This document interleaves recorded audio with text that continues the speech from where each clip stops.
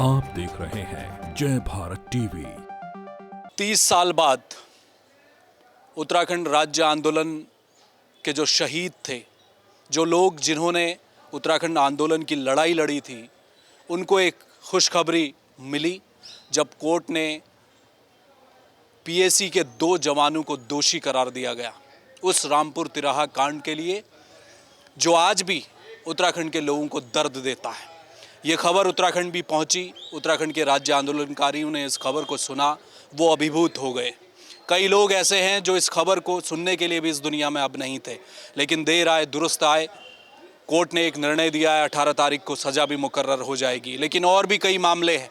खबर ये भी आई कि क्या सरकार ने रामपुर तिराहा कांड, उस मुजफ्फरनगर कांड के लिए सही पैरवी की? क्या शासकीय अधिवक्ताओं को नियुक्त किया गया?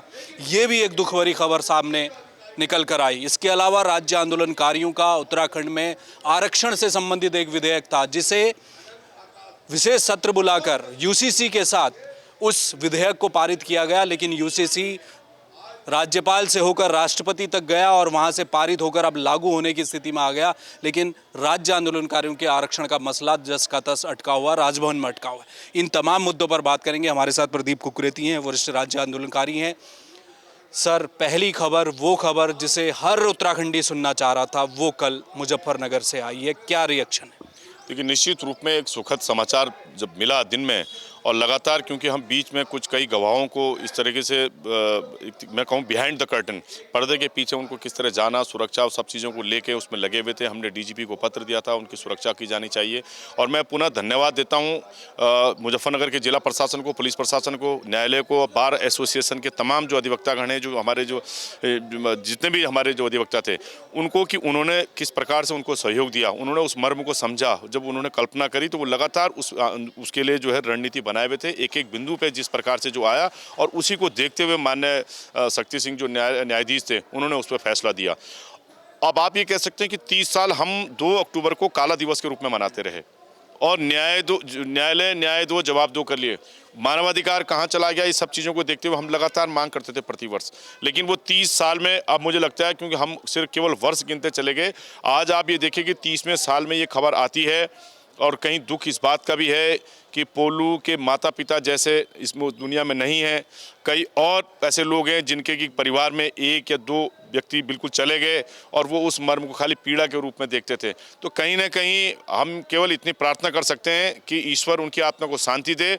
और ऊपर ये देवभूमि है, हम लोग आध्यात्मिक लोग हैं, निश्चित रूप में देर आए सवेर आए, लेकिन ईश्वर इस बात को देख रहा है। और मुझे इस बात की भी पीड़ा है कि जिन अधिकारियों ने इनके इशारे पर ये काम हुआ होगा, उन पे कार्रवाई कब होगी, बाकी के मामले कब चलेंगे। वो जो पुलिस वाले, जो पीएसी वाले, जो जवानों जिन पे जो है दोषारोपण किया गया, जो दोष जिन पे साबित किया गया, अब उनका बुढ़ापा खराब होगा। तो ये संदेश कहीं ना कहीं देश दुनिया में जाना चाहिए, क्योंकि निर्भया कांड जब हुआ था तो उसके बाद हमें आशा लगी थी कि हमें त्वरित न्याय मिलेगा, लेकिन हम बहुत पीछे चले गए। 30 साल में न्याय आया, लेकिन एक अच्छा संदेश लेके आया। आप उस मातृशक्ति का उसको कल्पना कीजिए, जो विभत्स घटना वहाँ मातृशक्ति के साथ हुई है। आज उस समय अगर ये मीडिया होता तो मैं समझता हूँ कि अर्थ का अनर्थ हो सकता था। लेकिन साथ साथ ये देखिए कि क्या पता कुछ अच्छे के लिए हुआ हो, कि जो चीज़ें सार्वजनिक नहीं होनी चाहिए थी वो सार्वजनिक नहीं हुई, जो पर्दे के अंदर थी वो पर्दे में रही। लेकिन जिस प्रकार से तमाम एक एक बिंदु को वहाँ पे कोर्ट में रखा गया, और उस कोर्ट में उनको मैं सैल्यूट करता हूँ जिन्होंने बड़ी साफ गोई से वहाँ पे बयान दिए, वो बधाई के पात्र हैं। उन्होंने उन शहीदों को मर्म दिया है, उन्होंने कहीं ना कहीं मरहम का काम दिया है कि उन्होंने उनको जो है न्याय दिलाने में बहुत बड़ी मुफ्त भूमिका निभाई। सरकार के लोग, नेता तमाम उत्तराखंड के, कल भी त्रिवेंद्र सिंह रावत दिल्ली से आए तो रामपुर तिराहा में गए, वहाँ शीश नवा रहे थे। मुख्यमंत्री भी वो रहे उत्तराखंड के। शासकीय प्रवक्ता नहीं है वहाँ, नियुक्त नहीं कर पा रही है सरकार। क्या पैरवी में इतनी हीला हवाली जो हुई है, उसके लिए दोष तो सरकार का बनता है? देखिए, हम लगातार बढ़ती, आज नहीं, प्रदेश बनने के बाद से हम लगातार इस बात को कहते रहे कि आप एक बड़ी अच्छी काउंसिल बना के रखिए। हमारे जो अधिवक्ता हैं, जो मोटी मोटी 1-1, 1.5 लाख रुपए तनख्वाह लेते हैं, और बड़ा एक कागज यहाँ बना हुआ रहता है हाई कोर्ट में, तो उसमें से हमने कहा था कि एक पैनल वहाँ के लिए बनाइए, लेकिन किसी ने नहीं सुनी। मैं रमन शाह जी का धन्यवाद देता हूँ, हमारे जो उच्च न्यायालय के पूर्व महाधिवक्ता भी रह चुके हैं, तो उन्होंने जिस प्रकार से इसमें पहल करी, और बार काउंसिल को उन्होंने भरोसे में लिया मुजफ्फरनगर के, वो फिर नैनीताल आते हैं। जब एक कोऑर्डिनेशन बना, हमारे राज्य आंदोलनकारियों को उन्होंने जो वरीयता दी, आज भी हमारा कोई आंदोलनकारी वहाँ जाता है तो वो पूरे तन्मयता के साथ उनके साथ लगे रहते हैं। मैं उन सब अधिवक्ताओं का धन्यवाद देता हूँ कि उन्होंने जिस प्रकार से वो किया, और कहीं ना कहीं सरकार पे और शासन पे हाशिए पे खड़े होते हैं, सवाल खड़े होते हैं कि जिनकी बदौलत आप उच्च पदों पे जा रहे हैं, निर्वाचित हो रहे हैं, चिन्हित हो रहे हैं, आप उनके लिए आपने हाशिए पे रख दिया, तो कहीं ना कहीं ऊपर वाला सब देखता है, उनको सजा इसी युग में इसी दुनिया में मिलेगी। बिल्कुल, रमन शाह जो अधिवक्ता हैं उनके आउट ऑफ बॉक्स जाके काम किया, इसमें कोई दोहरा नहीं।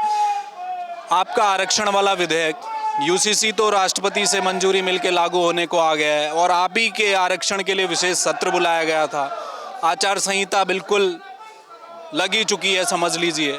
क्या होगा, आप राज्यपाल से क्या साइन नहीं हो पा रहे आरक्षण विधेयक पर? देखिए, मैं पिछले लगातार 1 माह से राजभवन और माननीय मुख्यमंत्री के कार्यालय के संपर्क में हूं। मैं प्रयासरत हूं, यहां तक कि मैंने समय भी मांगा हुआ है। पिछले 15 दिन से राजभवन से समय लेने की चेष्टा कर रहा हूं, लेकिन वहां इनके कोई ना कोई कारण गिना जाते हैं। मेरी खुद बहस हुई है, तो अभी आनंद फानन में माननीय मुख्यमंत्री ने भी जिस प्रकार से बुलाया है, हमारी ये पीड़ा है कि आपको उस कागज में साइन करने में क्या दिक्कत है। अगर आपने नहीं देना था तो आप हमारे भावनाओं के साथ क्यों खेल रहे हैं? ये कहीं ना कहीं माननीय मुख्यमंत्री या सरकार या राजभवन पर सवाल खड़े होते हैं। ऐसा तो 2015 में भी पास हो गया था, और उसमें हमारी बराबर हस्तक्षेप था, बराबर महामहिम से हम लोग मिले। लेकिन बड़ा दुर्भाग्य है कि प्रदेश में उत्तराखंड राज्य आंदोलनकारी मंच से मिलने के लिए उनके पास समय नहीं है। उनके अधीनस्थ अधिकारी क्या पढ़ा रहे हैं, क्या कर रहे हैं, मेरी समझ में नहीं आ रहा है। और जबकि पूरी देश दुनिया में सारे काम हो रहे हैं, तो कहीं ना कहीं यूसीसी तो दिल्ली से होकर आ गया, क्या वो बाय हैंड गया? तो ये डाक क्यों नहीं गई?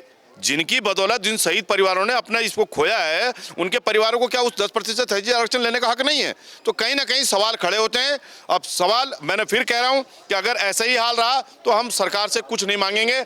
अब वो अपने आप भर लें, अपना पेट भर लें, अपना पूरी संपत्ति जोड़ लें, हमें उनसे कोई शिकायत नहीं है।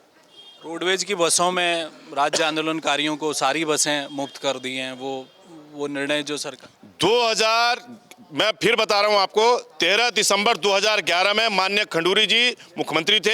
ये शासन आदेश बिना मांग करे हुए उन्होंने दे दी थी, हमें बिना मांग करे हुए हमें दे दी थी। लागू नहीं हुआ? ये नहीं लागू हुआ था, ये लागू है ये। अच्छा। बल्कि उसमें सिर्फ केवल थोड़ा सा जो है वो अधिकारियों ने जो पेंच फंस गया था उत्तर प्रदेश, और उसमें जब हमें कोटद्वार जाना है तो गैंडी खाता पे उत्तर प्रदेश का टिकट लगता था, वो भी माननीय विजय बहुगुणा जी की सरकार में 2014 में दुरुस्त कर दिया गया था। आपने खाली वॉल्वो जोड़ दी इसमें।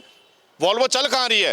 रोडवेज तो पहाड़ में चल नहीं रही है, सारी व्यवस्था है, जीप व्यवस्था है। वॉल्वो मुझे बताएं कहाँ चल रही है? यहाँ से वो जो है चमोली पे चल रही है क्या? यहाँ से जो है पिथौरागढ़ चल रही है वॉल्वो क्या? यहाँ से कहाँ चल रही है वॉल्वो? वॉल्वो में जाने लिए हमारे लोगों को रोजगार चाहिए, हमारे जो अधिकार हैं, एक समान पेंशन की उन्होंने घोषणा करी वो चाहिए, उनके जो लंबित चिन्हीकरण मामले हैं, जो बिस्तरों पर लेटी हुई हैं माताएं जो मरने वाली स्थिति में, उनको उनका हक चाहिए। इन चीज़ों पर उनको बात करनी चाहिए। बिल्कुल, आरक्षण चाहिए था जिसकी लड़ाई है, चिन्हीकरण चाहिए आंदोलनकारियों का, वो तो सरकार ने दिया नहीं, किया नहीं। लेकिन रोडवेज की वॉल्वो बस को जोड़ के आरक्षण जो फ्री सफ़र है वो कर दिया, लेकिन उससे आंदोलनकारी मानने वाले नहीं हैं। इसलिए अब ये कहा जा रहा है कि चुनाव सर पर है, क्या सरकार राज्य आंदोलनकारियों को आरक्षण जो कि क्षतिज आरक्षण है 10% का, वो क्या देने जा रही है। बहुत जल्द इसकी भी एक बड़ी खबर सामने आ जाएगी, क्योंकि बताया ये जा रहा है कि मुख्यमंत्री बिल्कुल क्षतिज आरक्षण के मुद्दे पर सजग है और बहुत जल्द 10% का आरक्षण राज्य आंदोलनकारियों को दे दिया जाएगा। कैमरामैन मोहिर उपाध्याय के साथ हेमभट्ट, जय भारत टीवी।